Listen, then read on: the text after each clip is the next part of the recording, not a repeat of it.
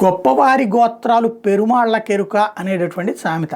అట్లాగే ఇప్పుడు అమెరికా వాళ్ళు యుఎస్ ఎయిడ్ అంటే అమెరికా తరపున సాయం అందించేటటువంటి విషయంలో ఎంత వెర్రితనం అంటే, ఇప్పుడు ఇజ్రాయెల్ తరపున అమెరికా ఉంది, ఇజ్రాయెల్కి ఆయుధాలు ఇస్తోంది, ఆర్థిక సాయం అందిస్తోంది. దేనికోసం? పాలస్తీనాలోని హమాస్ మీద పోరాటం కోసం. అదే సందర్భంలో విచిత్రం ఏంటంటే, ఇదే అమెరికా యుఎస్ ఎయిడ్ పేరుతో ఇచ్చేటటువంటి సహాయాన్ని పాలస్తీనాకి కూడా ఇస్తోంది.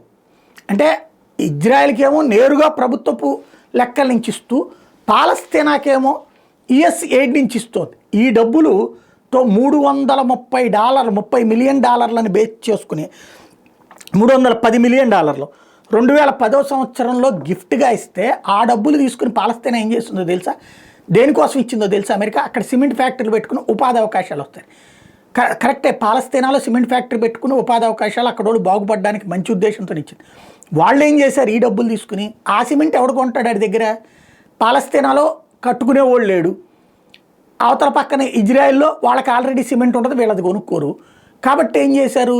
ఈ డబ్బులతో ఈ సిమెంట్ని తీసుకెళ్ళి వాళ్ళ దేశంలో ఇవన్నీ కట్టుకున్నారు. ఏది? భూగర్భ గృహాలు. ఆ భూగర్భ గృహాల ద్వారానే ఇప్పుడు ఇజ్రాయెల్ని దెబ్బకొట్టారు. అంటే అమెరికా మిత్రులైనటువంటి ఇజ్రాయెల్ని నాశనం చేయడానికి అదే అమెరికా ఎయిడ్ ఉపయోగపడింది అన్నటువంటి విషయం ఇప్పుడు బయటపడుతోంది.